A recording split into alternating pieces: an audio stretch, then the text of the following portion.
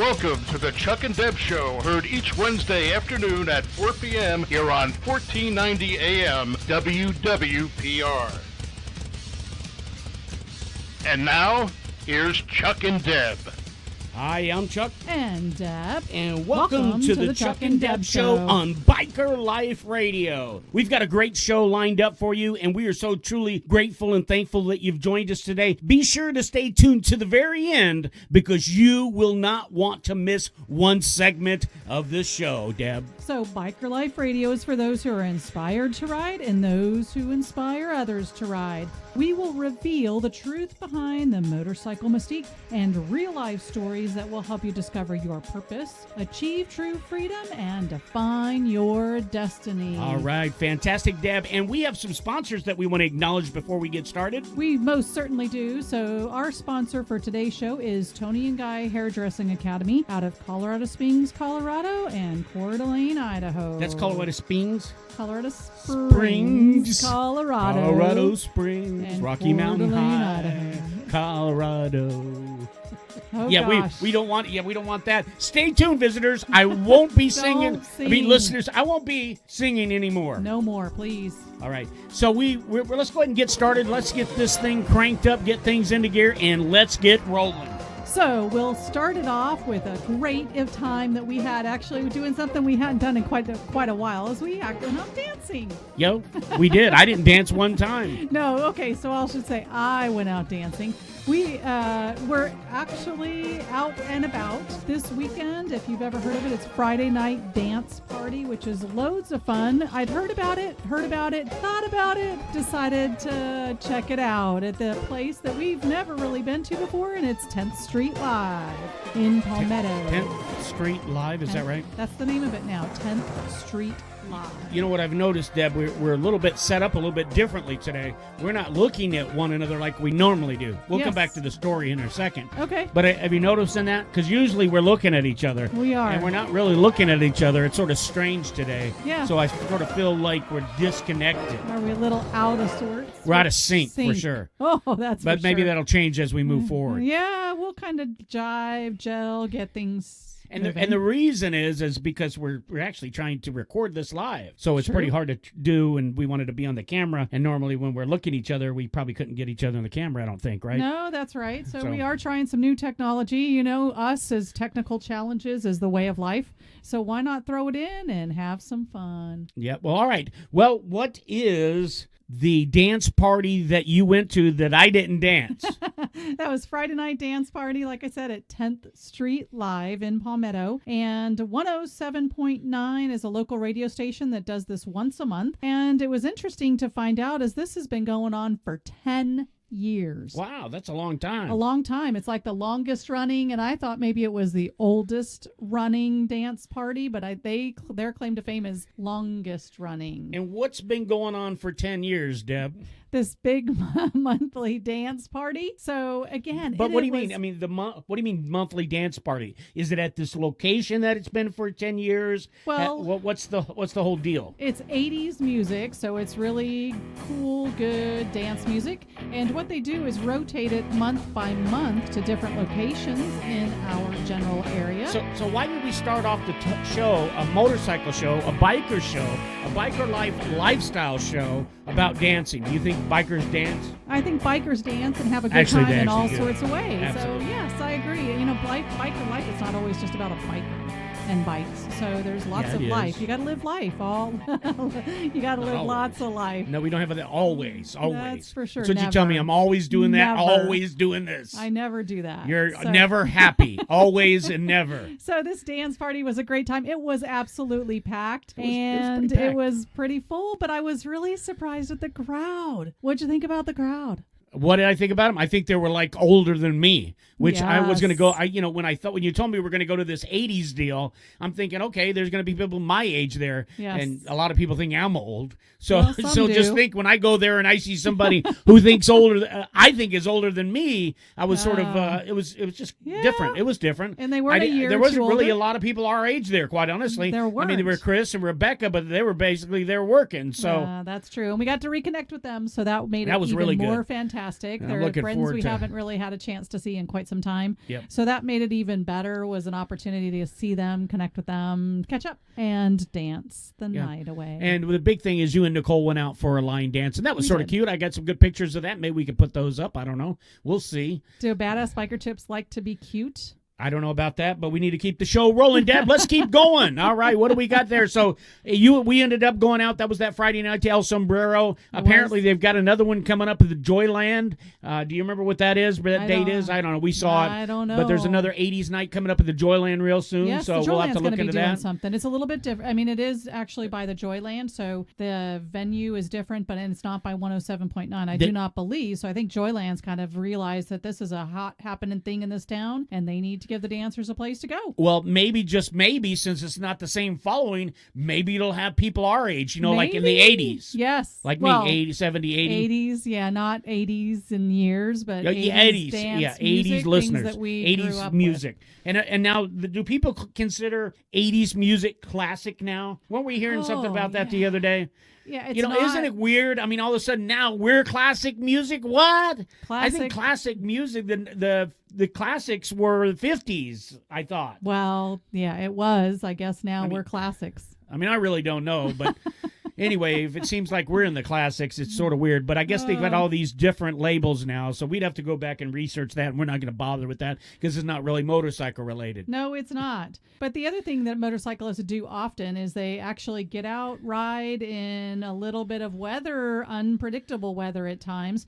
So answer this question for me, Chuck. Have you ever been a fair weather rider? I don't know really what that means. Fair weather, that's like in sports, you're sort of off and on? Is that what that means? No, I mean, the term is used in the motorcycle I don't world like questions. oftentimes. Well, I know, but I'm going to throw one at you because you throw them at me. So whatever. Fair weather rider is when you only ride when it's like perfect conditions out there. And, there are people that won't get on the motorcycle if the weather looks like it's going to be bad and or if there's rain in the forecast. I can't talk today. So I just wondered if you were a fair weather rider. What do you think? You're asking me a question that you know the answer to. No, I am not a fair weather motorcycle rider. If it rains, I ride in the rain. It's not like if I have a choice, I'm not going to go out and ride in it. But rain happens, and rain has been happening a lot lately. It has. We're in that time of the year. It just seems like, just when I thought, it's raining every day at 3, well, it rains today when I'm trimming the tree, right? That's right. You're out there getting some work done, and goodness and then gracious, here we get rain, downpour. in the morning. And there hasn't rained in the morning since I don't know when, but it did rain, today. Absolutely. So, yes. it is what it is. But yeah, the whole idea is like it's this time of year we're raining. You're gonna if you're riding, you're gonna get rained on, That's especially if you're riding late in the afternoon. So that brings me to a story, Deb. Do you remember the story when you first got caught in the rain? When you actually, what we did is we took your Sporty and we were getting the tank repainted. Yes. And I think we were getting that done by the Metal Mafia. Metal Mafia, yeah. And at that time they were located right across the street from McKechnie Field, correct? Right. I don't know that. I think it's called Lecom Park now, but okay, at the time, Lecom Park, but it was McKechnie Field. Everybody so that's local might know that. Yep. But anyway, so I think we were at the game, if I remember correctly. So then the game was over, and of course we were getting rained out then too, because it was this time of year. I think it was probably in July, if I remember right. It probably was because it was the minor season. leagues or whatever they were playing. Yep. So anyway, we came out, and he was nice enough. He left the bike out front because they were closed. He planned on being there when we got done. And so we had the keys, and we were going to get on Deb's bike. He even came out and offered, hey, because he ended up being there, you want to just leave it here and come back? And we said, no. I said, no, Deb's going to ride this bike. We're going to get out of here. And I'm on my bike, too. We're going to ride this bike, and we're going to go. And so we decided to do that, and we hop on the bike, and there's Deb. And it's a downpour. I mean, you can't probably see 10 feet in front of yourself. It's just horrific. And so what we got to do is we've got to go over the bridge, okay? And it actually seems to get worse as we're going over the bridge. Yes. So do you remember how that feels? Do you remember the experience, Deb? I remember it because the one thing I think that you left out, an important part, is the Sporty never had at that time did not have a windshield. That's true. So I was wide open, That's raw in the weather, and it hurts. Anyone that's ridden in the rain, okay, rain hurts. this downpour hurt even worse. And I know that I was riding with one hand on the throttle, covering up my neck, covering up my face as much as I could. I was doing everything in my power to stop those bullets from hitting my skin. It was horrible, and it never let up. Just did not get better. And you didn't think you were going to make it. So we were going over the bridge, and you like looked at me or something, and you were telling me that you really weren't. It was some signal that you didn't think you were going to make it. And I understood. I did have like my windshield is not full. I mean, it's very protective. So I'm getting pelted pretty hard too. And if anybody doesn't know, if you haven't ridden in the rain yet, to me it's almost like needles. You're getting nailed with needles. All these needles just tapping on you. And so they're hitting you pretty hard. And when it's coming down and you're got some speed into it, and we were doing pretty good. I'd say we're probably normal, we were not 35, trying to 45. Yeah, it was normal. We're not doing speed. anything dangerous. We're just trying to get through it. Right. And in that downtown area, that water collects on those roads horribly. And yeah, I'm so saturated, soaking. It's pelting, and it just I was almost like, what in the hell am I doing here, buddy? Yeah, good question. Well, Jeez. I made you go there, didn't I? No, we agreed. You agreed. We agreed. I wouldn't put you on the bike if you didn't want to be on it. That's so true. We pull over right across the bridge. There is a 7-Eleven. So we pull over there. I can't remember what we do. I know you wanted gloves. No, I gave you my gloves. You had a bandana, I think, in your back something pocket. I gave you. So you'd given me a bandana to tie over my face to give me a little bit of protection, just to get the rest of the way home, which was another 10 to 15 minutes. And the rest of the way home, the roads are totally flooded. Yes. I mean, and we had to go actually a lot slower because as we went up 301, the water was so high. I mean, this was a flood. I mean, basically it was just a down deluge. I don't know what it's called. That's a big word. But it was just huge. It was deep, 3 or 4 inches deep at least. And they hadn't redone some of that highway yet. And so the water was just collecting, like you said. Not only are you getting pelted, and now you're riding through that water and trying to get through and manipulate, be safe, because you're on the motorcycle, man. Yeah, and so that was that, are we correct in saying, do you think that's really your first time where it was a big downpour? I mean, sprinkles, there's rain, there's stuff like that. But actually riding in something that could be quite dangerous. I totally agree. That was probably your first time, I think. My first big one. Now, I've been, like you said, I've been through rain. I've been in areas where rain just hit and the streets were pretty saturated. But this was my first time really experiencing that without a windshield, without any protection. It was just amazing and bad riding. So, all right. So go on. Let's go on. That's not it. Because you've ridden in other ones before, as have I. We've been, because we ride together. Yep. And I remember that one day we were with the Hog Chapter, and we rode all day to Jacksonville in the rain. All day. All day, yeah. I mean, it did not rain. And remember, that's Big Bird. I think I was a passenger in that particular ride. I wasn't riding myself. That's right. You were on the back Big then. Bird, that's funny. That's a big story. We'll tell that some other time. That one another time. But yeah, it rained all day long. And then we had one other experience when we were coming back from Atlanta. Right, Deb? Yes, that was a we went to horrible hot training too. for the Hog Chapter. Yep. And we were coming back, and it was another horrible rain, just like that first one that you experienced. Yes. And actually, J9 was in front of me, and her bike was beginning to stall. Yes. And my bike normally stalls when it gets real bad in the rain like that because my carburetor's open. But I bought one of those little socks that you can put over it. How do you protect against that? Yeah, I put a little sock over it. You can buy it I bought mine from Harley, of course, and put that over it. But it was interesting to me because my bike normally stalls first. Well, J9 had the same problem. She was struggling. You could not see in front of us very far, and it was just coming down big time. I mean, it was blowing sideways. It was like a squall that had come in. Right? Yeah, we had and then we were in a gully, too, kind of in between some mountain areas, or hills, I should say, because we were in the state of Florida. So, we almost had to lean into the rain in order to keep the motorcycles upright in good maneuvering position for that roadway. It was just amazing, the techniques and things that we had to do in order to really get through it in a safe manner and keep going, because there was nowhere, again, normally from a safety standpoint, Rider Coach Deb would say, let's pull off until we can be safe. But there was absolutely even no exit, no way to get off the road. It was just you had to plow through it and get the best you could. And we could have pulled over. Actually, what was sort of neat is as we went up the road, we were passing other bikers that were under, remember that? They were under the overpass. Overhang. Yep, overhang of the highway. Yep. All right, so that's just some neat stories. It is rainy season, so just be safe out there. Use your heads, and we're going to take a break, and we will be right back.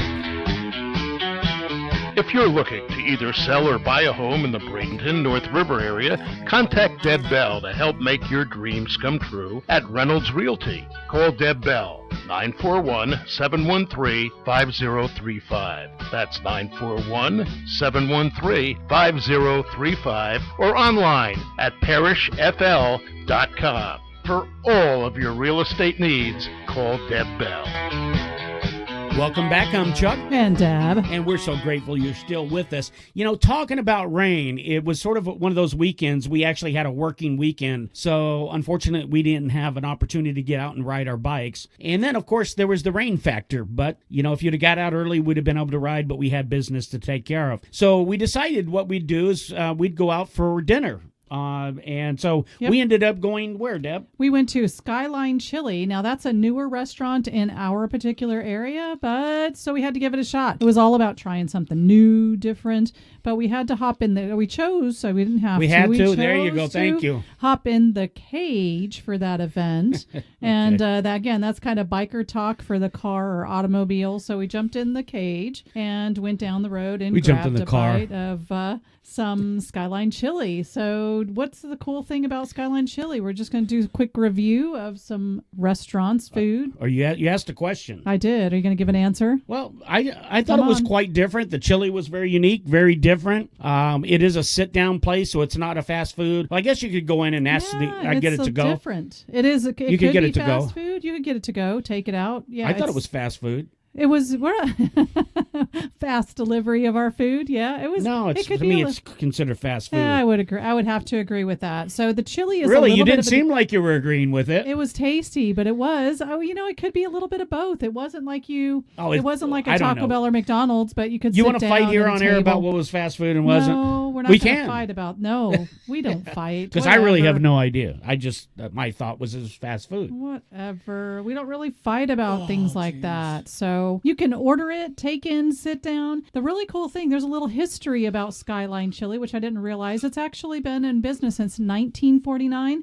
So this is their 70th year. And how they got their start, kind of interesting, was someone from Greece had moved to America, and his dream was always to cook his grandmother's chili the way she did it. So it was founded in Cincinnati, Ohio. Kind of a cool thing. Even though it is a new restaurant for our area, it's been around forever, so those Ohioans should be very familiar with Skyline Chili. Okay. Well, it was interesting, and maybe we'll go back. We'll see. And so we left there, ready to go home, take it easy, maybe. And Deb, you saw something and you thought about something on the way back? I did. We were passing by Loaded Cannon, and that was something that I knew we wanted to see. I wasn't quite sure really what it was. What is the Loaded Cannon? Well, Loaded Cannon is a distillery. Right? Am I saying that right way? It's not a brewery. Yeah. It's a distillery in our local area that is just recently, actually, it was a grand opening weekend. Yeah, we got lucky. We got lucky and stumbled across it. We didn't even know, but we knew about it, and we didn't see anything. And I actually asked Justin, how did you get the message out that you guys were doing the grand opening? And he did say social media, but I never saw anything about it. Never saw either. And, we got lucky, but we weren't so lucky because we missed the last tour. So I don't look at it that way. We get to go back now and take the tour and maybe invite some friends to go with us. That'd be a great time. It's just really, to me, it's really, really neat to have a distillery right here in the local area. It's just right down the road from our house. And you know what the cool thing was? What? Is that you can actually get free drinks. Free drinks? Well, come on. You don't act like you don't know, but yeah, free drinks. We got 3 free shots. 3 free half-light shots or something. Half ounce, whatever they were. It doesn't matter. They were free. That's true. So you got to sample a few of the liquors, spirits they have. Okay, yeah. And they were very good. Do you remember which ones we did, Deb? I know we did the rum. Coconut rum. Yeah, that was the last one. I think you did. I did a spiced rum, and you did the light rum. Right? And then we also did a vodka. The vodka was incredible. It was amazing. And we'd have probably walked out a bottle of the vodka. We just bought 2 bottles. We were testing. We were doing a test on the vodkas. Yeah, we're real alcoholics here. Yeah, we just like to have a good time. We're empty nesters. Had we talked about that? And it's not just that. We could tell you the whole story about why we got 2 bottles. We actually did a taste test, but we're not going to do that right now. But their vodka was so easy to drink. It was so smooth. It was delicious, absolutely delicious. Yeah, it's like you just could sip on it easily. I mean, it didn't burn, nothing whatsoever. It was great. The rum was really good. It was delicious. And the coconut rum was good. I think the only reason we left with the coconut rum was because like I said, we had enough vodka. Right. So, and I think we maybe even have some rum here too. So. Yep, and we could always, we thought it was just a nice sipping liqueur, so we could certainly just sip with some ice and, just something a little bit different than what we would have normally gotten. And so not only was Justin wonderful and had tons of history about the distillery, but we also had an opportunity to meet Michelle, which Michelle did some phenomenal decorating. She's did the logos, the labels, the artist. Bathrooms, everything. She's a marketing genius, and so he's so lucky to have her. And he, being Steve, the owner, we had a great time. And Justin, again, he spent a lot of time with us going over the things about the distillery, and his story was really pretty neat too. He has a great little story because he's a distributor for the bottles, and that's how he got to meet Steve, who we'll talk about in a minute. So Justin was really cool. He took his time with us. It was really neat because there was a big group in there before us and they left, so he was able to spend some quality time with us. But yeah, all the staff, the two, and apparently Steve, who's the owner, who we'll talk about in just a second, apparently his daughters work there as well. That's what he had mentioned. So this is really neat. I want to encourage everybody to go out and check out the Loaded Cannon over in Lakewood Ranch. Where's it near? How would you describe what that's? It's closer to State Road 64 in Lakewood Ranch Boulevard. It's not by the Ace place. What's that? It is Ace Hardware. Yeah. But what's it called? Besides Crowder Brothers. What is it? Crowder Brothers. Crowder Brothers. Right. So it is in that general area, but it's kind of in the industrial buildings, which would be a little odd place to be, but it works perfectly for what they've got going on, and they've set up the front entrance as a great tasting place. Yeah, and you can see actually the distillery. Steve even said that the windows that it took to put in there were really expensive. Right. But it adds to the ambiance. It does. And you do get to take the tour, as Deb mentioned. But even if you don't take the tour and you're sitting there having a few drinks and just sipping on a few of these, it's really neat to be able to look inside there. And I haven't really gotten involved in how to distill stuff and all this history and all that about, the liquors, but there's a lot of really neat information about it. So, and Steve was sharing some of that with us. And do you want to share a little bit about Steve? Well, I did, but they had also, what I loved about the distillery is they really put a lot of thought and detail into the concepts of the Loaded Cannon as a name, as a business name, right. And then all of because the decorating. Steve used to be known, apparently, we were told, as a loose cannon. Loose cannon, so can't they really had to use come up that with a too different well. name. Had to be a little bit different. Yep. So, they got a great Go in name, there a and great story and ambiance to the whole experience. It's a great experience, and we will definitely be back, and we'll see what we can do to maybe wrap it all together and get a group out there. Maybe we'll That'd talk be to fabulous. Steve, see if he can run some sort of special for our listeners and viewers. And so we'll see if we can put that together because be he was fun. a really neat guy. He spent some time with us. He was really tired. He'd been back there in the heat of the distillery, and he's been doing tours all day. So he was really tired. And this guy, guys, listen up. He has put his heart and soul into this business, not to mention a whole bunch of money, okay? Yeah. Because as you'll see when you go in through the windows, he purchased a copper still, and it's huge, okay? And I forgot what he said, how long it took him to make that. 2 years for him to get that. And so it was still. actually made for this particular situation, and he had to wait that long just to get it. And he's been having to go through jumps, hurdles, and all sorts of things to get to where he is, but he kept on moving forward. Right. He kept on keeping on. He kept on going. Kept his vision and passion alive by just knowing that he was bringing it to fruition. He really did. And so I bet he had his vision in the end, and he knew exactly how it was going to be, and he just kept that in the forefront of his mind, and every hurdle that he had to cross, he crossed them. He did. And so I remember him telling us that when the government shut down, everything got shut down. So all that he needed to get through the government, the federal government, which they had to do, he wasn't able to get anything through, so it slowed the whole process down.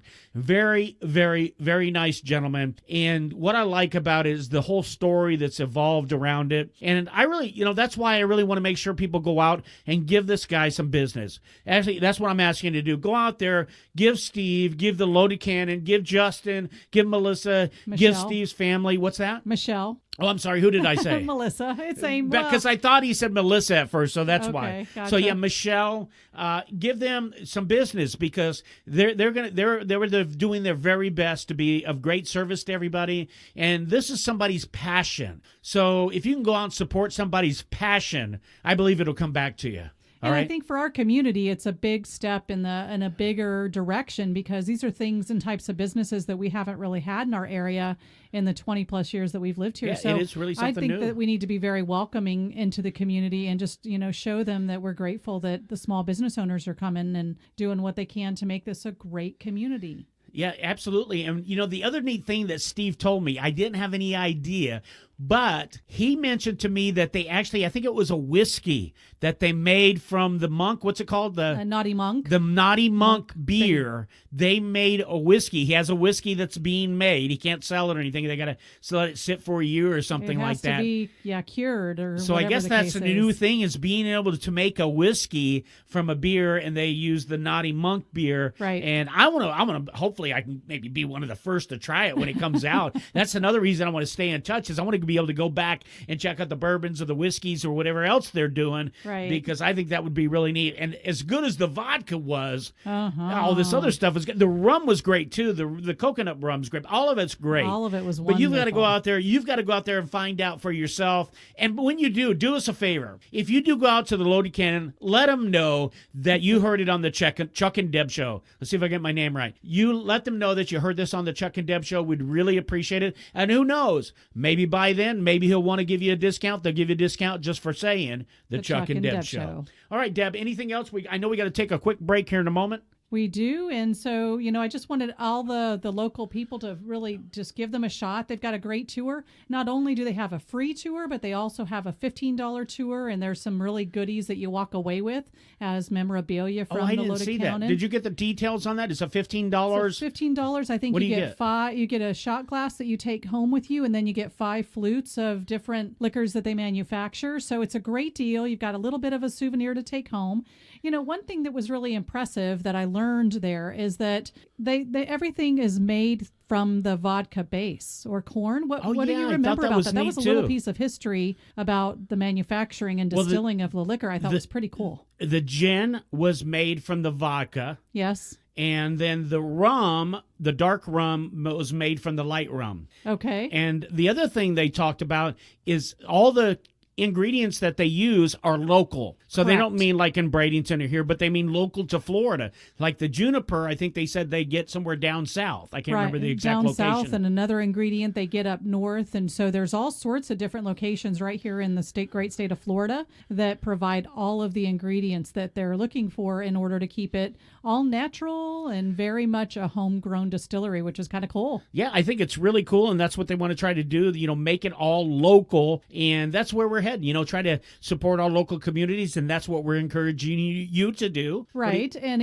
Steve was pretty excited about the upcoming lemon lime flavors of things, as well as the jalapeno. So they've got the jalapeno. They've got some things up their sleeve that we got to make sure we all stay tuned for in order to get some really cool things. Yeah, and he's just waiting for the government to give him the okay on the jalapeno. Okay. And so that's one. If you guys like hot stuff, you're going to want to try it because what I understand, it starts off sweet and it's 1, 2, 3, and you get the heat. Is it?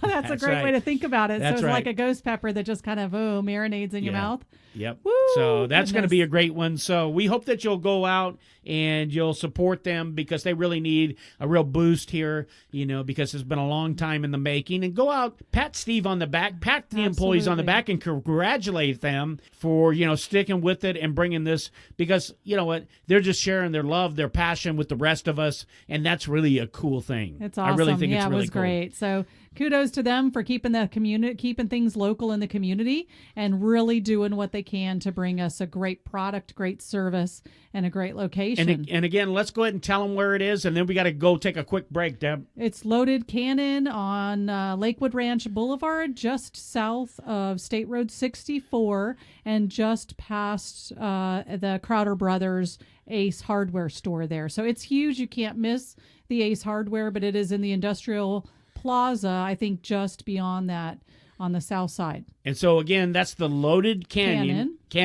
And you can look it up on your phone, look it up on Facebook. They have a Facebook page, so go ahead and like that. And hey, they didn't pay us anything to bring this up on the show. Just letting you know, the only reason we're mentioning it to you is because we believe that you're going to find that you'll love it just as much as we did. Yes. So we've got to go ahead and take a quick break because we do need to have it here from our sponsor. Our sponsor today is Tony and Guy Hairdressing Academy. If you desire to be a leader in this fast-growing cosmetology industry, then contact Tony and Guy Hairdressing Academy in Colorado Springs, Colorado at 719-390-9898. Again, 719-390-9898, or visit coloradosprings.tonyguy.edu. For more information about Coeur d'Alene, Idaho, Tony and Guy Hairdressing Academy, call 208-930-1276. Again, that number is 208-930-1276, or visit them at coeurdalene.tonyguy.edu, or visit the Chuck-n-Deb Show sponsor page for more information. Welcome back. I'm Deb, and we are so glad that you stayed tuned with us. So, where do we go from here, Chuck? Well, WTF. Really? That's right, and I'm going to say it live right now, Oh my God. right here. What the frick? Oh my gosh. you No, did. it's not what the frick. No. Are we allowed to say frick? I didn't say the other word. Here, and actually, it's not the right one. It's what the freak? What the freak? What the freak is All going right. on? You guys, welcome to the What the Freak segment. This segment now, what the freak is all about is there was a story that you could not have imagined to happen. Well, no doubt about it. So there's this very close-knit world of high-end hide-and-seekers, in case you didn't know. Did you guys know that there's these people that go out and play this hide and seek games Professionally? I guess like as professionals. What does that mean? I had no idea, so they play this kid game where these people are professional people that hide and seek. Yes. Now, if you know anything about hide and seek, what's the number one thing about hide and seek? Do you know, Deb? Is not to be found. Not to be found. Correct. So if you're not found, okay, so just think about it. So the whole idea is not to be found. Right. Now you stay in your hiding place until somebody finds you. Correct. You don't know when the game's over, right? That's what I would worry about on a professional game. Is there a Why timer? would you worry about that? Because does our timer all of a sudden say, bing? Well, apparently game the is over, you association won. says they thought they had all this fixed. Okay. But apparently they didn't think they had what we're going to talk about fixed because somebody hid for a really long time. Really long time. Somebody hid for a long time. He didn't want to be found. No. His reputation was so strong, and it ran in the blood, and was. he didn't want to give up his reputation and his family It was a name family of being legacy. found, did he? No, not at all. So go ahead, take it away. So Make sure the- it sounds interesting, Deb. These hide and seekers were absolutely flabbergasted and blown away when they had to come together in order to grieve and overcome their shock of this horrible coincidental death of not one but two professional hide and seekers. But what makes it even what the freak is that they were part of the same freaking family. They were part of the same freaking family.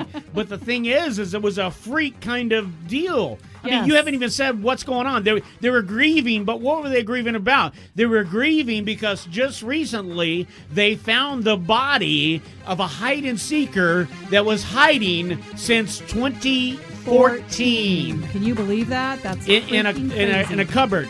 They found out Yes. they went to to demolish this building Uh-huh.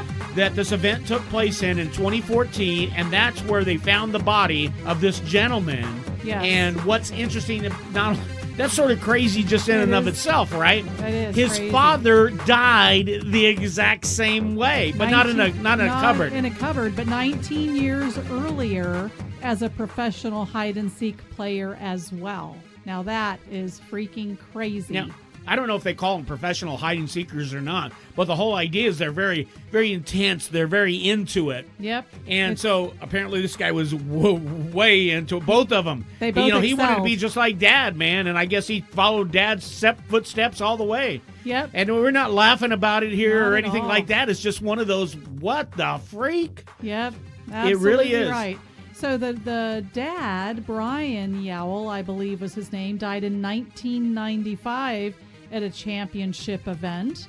And his son, Alan Yowell, was found, as you mentioned, by a demolition team during the 2014 International Championship. So it was an international thing that got on. Isn't that crazy? I had no idea that hide and seek was that big of a deal. I wonder where he was hiding in the cupboard. And, when I was reading about this, it's spelled cupboard.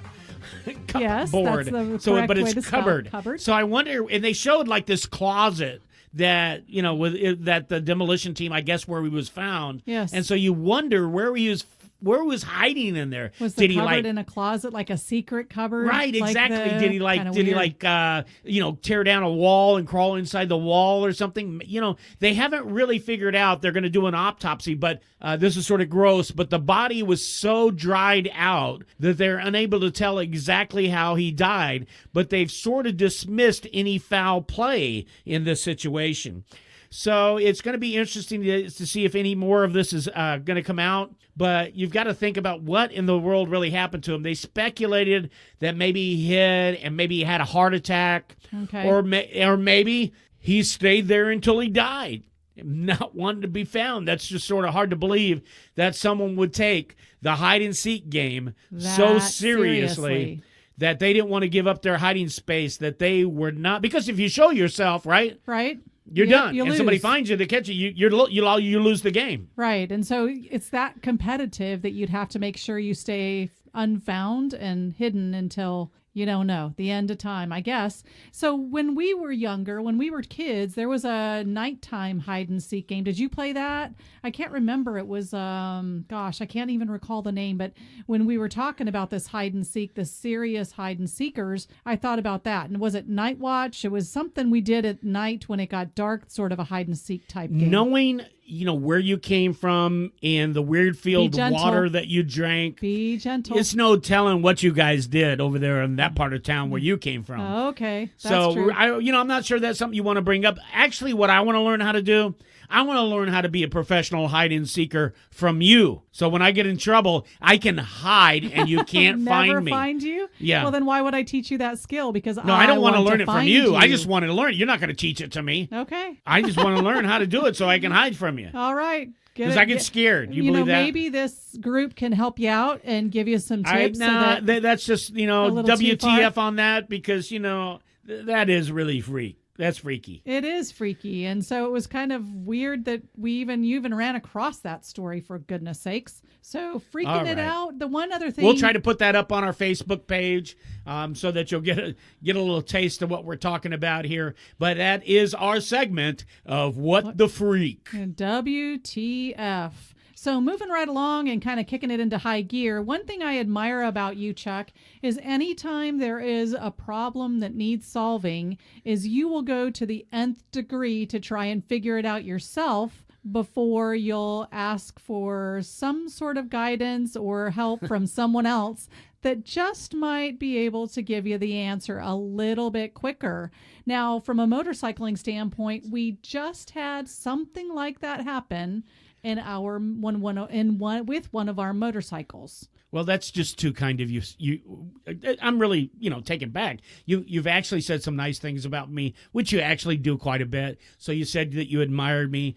Let's keep talking about me because it feels real good. Is it making you happy? So, no, I'm because just I didn't want to sucker punch you with, here is the segment Cheap Chuck's Bike Fixes, but that's really what we're getting ready to talk about because you are sometimes so determined to find a solution on your own that you'll do it. But to your greatness, I am going to say, you've done it again, Master. I've usually found a way. I am a do-it-yourselfer, a DIY person. I try to anyway. Think about it. We ride Harleys, and everybody knows that Harley stands for HD, right? $100. So you could take the smallest end, and that's the joke about Harley. We love Harley, but everybody knows the Harley joke is that everything's $100. We were just talking to a friend yesterday that said kind of the same thing to us. I know this little George, talking about you. $5 part's going to, by the time I get it fixed by someone else, is going to be several $100s. So. Yep. So here's a little tip. Actually, you can learn from this if you want. and hopefully you can apply it to your motorcycle if it ever happens to you. And if you're ever out on the road or at a biker bash or at a biker event or biker fest or wherever you may be. Riding with us.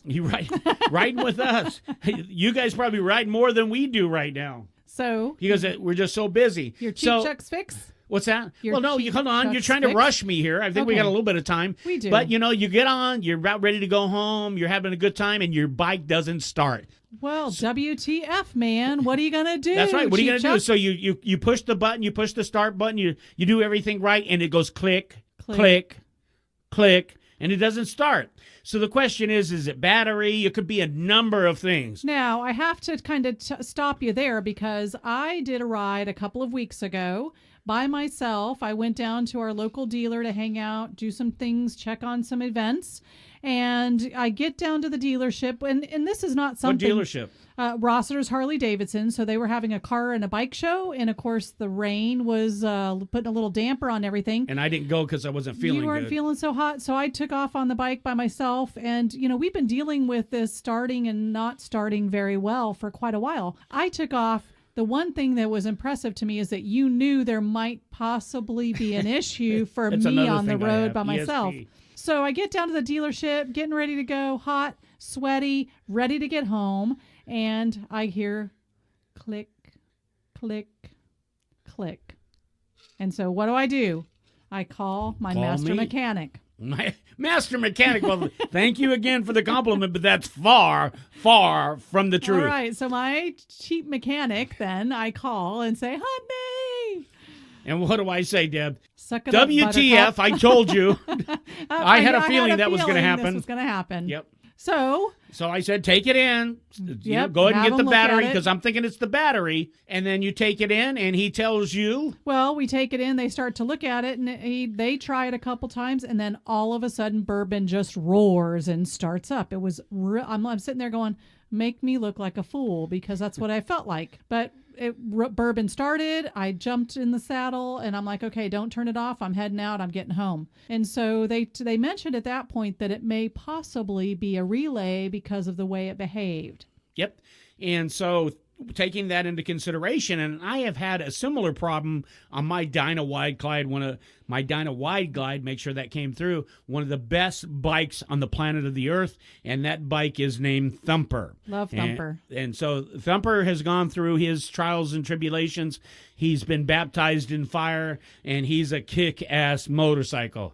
Enough about... I can go all day long about Thumper. I won't talk about me, but I'll talk about my motorcycle all day long. I love my Thumper, and Thumper loves me. He sure does. So I've had a similar problem, and actually was able to get some help back then. And what we did is we actually do what some of you might do. We went out to YouTube and investigated some things. And there was one guy who always shows up, and I could tell I had watched the video before. It's like, I've been here, done that.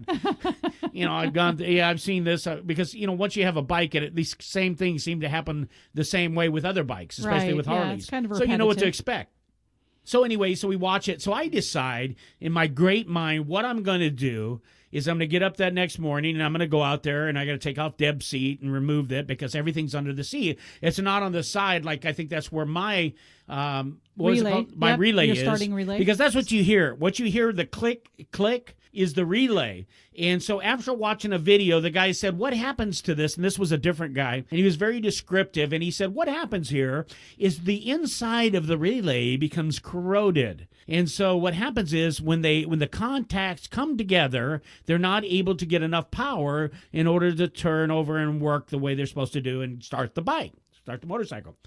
So I said, okay, in my infinite wisdom, I said, okay, well, I think I have an idea.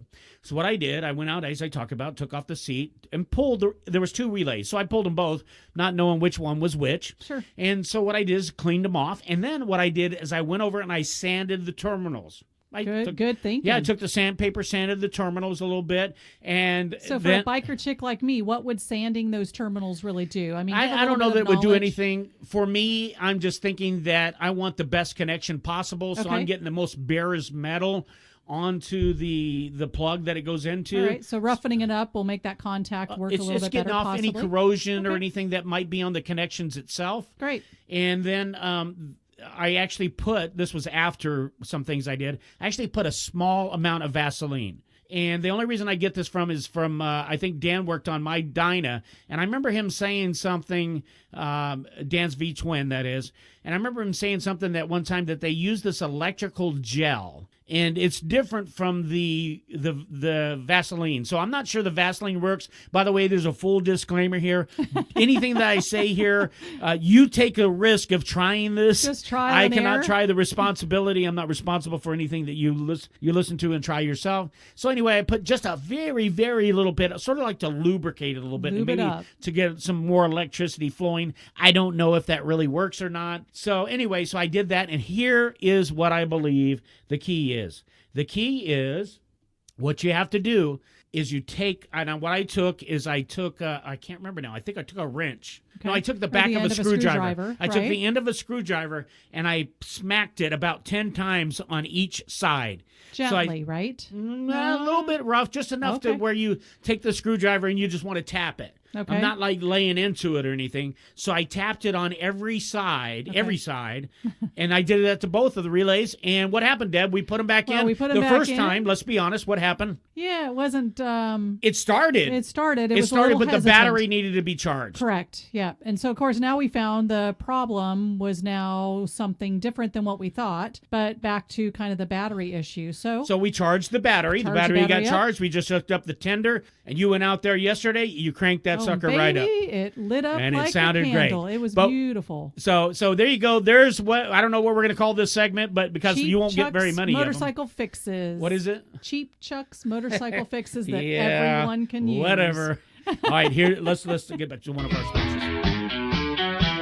If you're looking to either sell or buy a home in the Bradenton, North River area, contact Deb Bell to help make your dreams come true at Reynolds Realty. Call Deb Bell, 941-713-5035. And we are back. Thanks a lot for staying tuned. All right, it was my turn. You threw me out. Now I'm going to go ahead. You did some research, and I think it was about some things that have been going on with Harley Davidson. Yes, Harley Davidson, I've discovered a couple of weeks ago, actually trademarked a really cool name. I do believe it's called the Bare Knuckle. I like that. So I do too. It's kind of rough. It's kind of tough. But who knows how Harley Davidson's going to be using that in the future. So keep your eyes open for any motorcycle. Maybe it's going to be some clothing line or something that's bare knuckle. I think I might have heard that they might be getting ready to use it maybe for another motorcycle. Maybe it's another electric motorcycle. Really? Wow. The rumors are flying. Again, guys, what Harley Davidson did is they trademarked this name, Bare Knuckles. Okay, so nobody really knows. Everybody's just speculating on what how Bare it's Knuckles is going to be. Right. So somebody I think I listened to or heard or read or something was thinking that they were wanting to use the word Bare Knuckles maybe on the electric motorcycle in order to get people more enthused about it. So in other words, doing like an old style twist to it. Okay, so maybe more old style cafe racer with the bare knuckle name might be a way. I'm not sure. I don't know. So, we're going to find out. Because the Livewire has been taking up know. all sorts of headlines in the motorcycling world. So it is now available to be pre-ordered. Some cool What is? The Livewire, Harley Davidson Livewire, which is their first electric motorcycle. It does look very sport bike, and I think that that really draws the younger eye, because I know when our daughter started to ride, she was all about the sport bike and getting that type of a motorcycle for riding. Well, she didn't end up with one, so she's really been a Harley girl. She rode a Harley, she rode a Buell Blast, so it kind of had that look. But I can see her if she were riding again something similar to the look of the Livewire. It can get. I've noticed that the Livewire has been a lot in social media. It's been a lot in the news lately. Harley Davidson seems to be pushing it quite a bit. So is that some of the information that you researched and came up with? Or? It is, but for me, I find that there are some statistics that maybe get missed in the mix.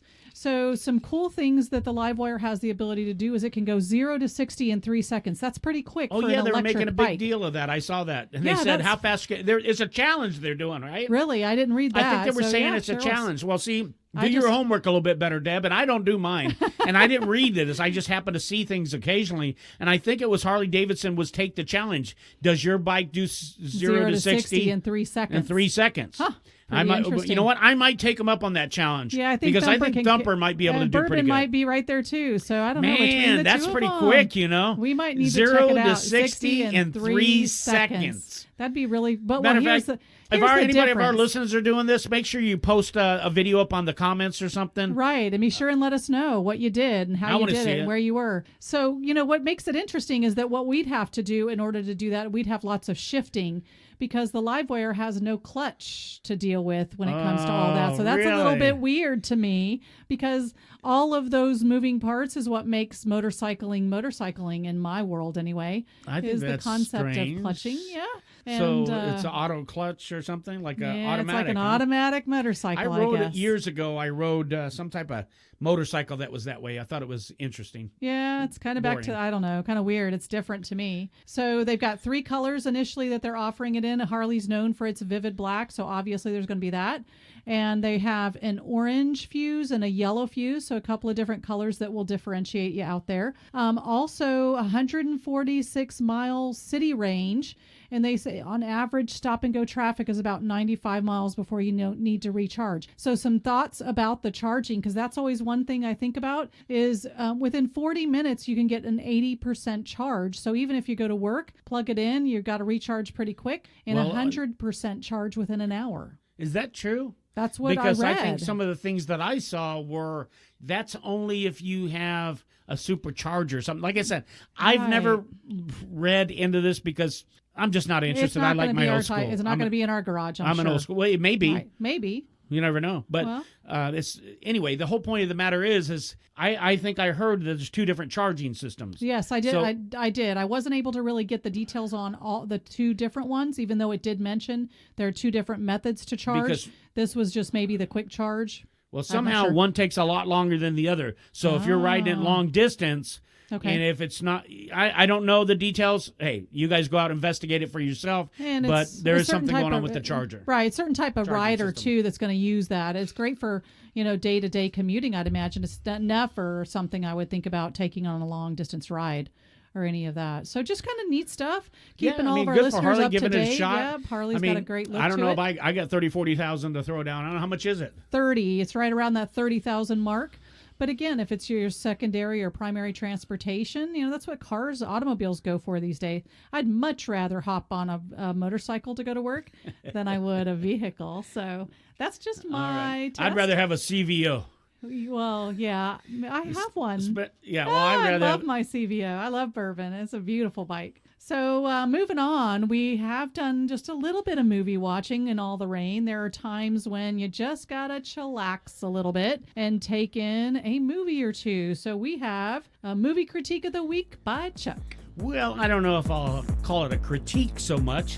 We actually sat together and we watched, and I still can't get the name. I think it was Hell's Bellies. I don't know. That's kind of a weird Hell's name. Belles. And I would say Hell's Bells. Yeah. Bells, I don't But know. it was a really neat show. It was quite different. It actually held our attention for being an old movie that was made back in April of 1969. So that has a lot to do with Deb being in April, but that she was about a year old when that was made. Yep.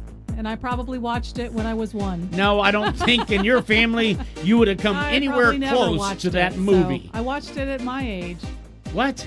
Now I've watched it at my age. Yes, now so- you watch it at your age. There you go. So there was a couple of interesting things about the movie that Jeremy Slate was the main actor. He was the main character in the movie, and he went by the name of Dan. And he actually starred in a lot of other movies like Hell's Angels. And so he worked with a lot of things. And he did a good job acting. Good job. And we couldn't tell. But if these guys were riding the motorcycle, and let's put it this way, the cinematography on it to make you not know whether it was a stuntman or the actor, you couldn't tell. Could not tell I think there was one time I could tell that when the chick was riding. Remember the chick was riding? And I was saying, that's a guy. You see that wig? That's a bad wig. That's a bad wig. It looked horrible. Yeah. So that was just my take, but that was just that one time. But otherwise, it looked like It looked Jeremy great. Slate and Adam Rourke were actually riding the motorcycles. Now, Adam Rourke, he's actually played in a lot of movies alongside of Peter Fonda and some other actors as well that I can't read my handwriting. Is it Mickey? Is it any relation to Mickey Rourke? No, we looked into we that. Didn't we talk find about any that? Connection, No, I don't think he's so. related to Mickey whatsoever. At least I don't think so. He was from New York, and actually he went by the name on the show as Tampa. That was his name, funny. Tampa. Yeah. And he did a great job, and actually he went on to later teach acting, and he created an acting school in, I think, the Dallas-Fort Worth area. He was very passionate. And yeah, it was really cool. So, and then also Joycelyn, is that what it was? Joycelyn? I think it was Joycelyn? Yeah. Lane, who was Kathy, she played down there, and she did a good job as well. And then here you go, tidbit of history. On the show was a guy by the name of Gippo? Gippo, yes. Gippo? Yes. Gippo actually turned out, Gippo is named William Lucking. And William Lucking, anybody with me right now? Ring a bell? If anybody was paying attention with the Sons of Anarchy, William Lucking was Opie's dad on the Sons of Anarchy. Yeah, so that goes all the way back. This guy started a biker show all the way back in 1969, and he made it to be starring in the Sons of Anarchy, and he ended up getting killed on that show. Oh, bummer. Poor Gimpo. He wasn't named Gimpo then. Yeah. But anyway, so that was pretty cool. Now, I want to talk just a moment because we don't have a lot of time on here. But, Deb, the ending. And I don't care if we give away the ending. I really don't care. Okay. So, but I'll try not to. So at the very end, you've got Dan and you've got Tampa. Yes. And they have this battle with chains on a motorcycle. I know. It's like medieval motorcycles. It's sort of like, what is the knights with the stick? What's it called? I don't know. With the ball, whatever they were doing. You got I can't believe I don't remember. Shoot. So, yeah, they're stabbing each other, and instead they're doing But anyway, this they have chains. So they take off these chains. Tampa hands, gives him a chain. And so they go back and forth, and they're like trying to knock off each other off the bike with these chains or hurt them or damage them. So anyway, so that's what's going on. So what happens at the very end, I'll skip one part. Okay. I'm not going to let you ruin it all at the end. Don't ruin it. What I'm going to say is the girl ended up going back. Yeah, that's... so I sort of did ruin it, but I didn't tell it all. Yeah. And the reason I told Deb, as we were watching the movie as it ended, we didn't like the ending. I couldn't believe she went back. All right, I'm ruining it, to Tampa. Yes. She went back to Tampa, but you got to watch it to see what I'm talking about anyway. Yeah. So she went back to Tampa, but here is the reason I think she went back to Tampa. Okay, tell me. Well, on the bike that Dan was riding, yes, there was no foot pegs. Oh, sheesh. So Kathy had to ride with her legs sticking out to the side. Yeah. So I think Kathy was just real lazy. And so rather than have to ride all those miles back into town looking like that and feeling that way on the motorcycle, she said, to heck with this. I'm just going to go back to Tampa and we'll just die here out in the middle of the desert together. That's kind of crazy because I kept thinking, woman, get some balls between your legs and just go for the guy that's a good guy, not the guy that's the bad boy. Even though most women would go for the bad boy. I don't get it.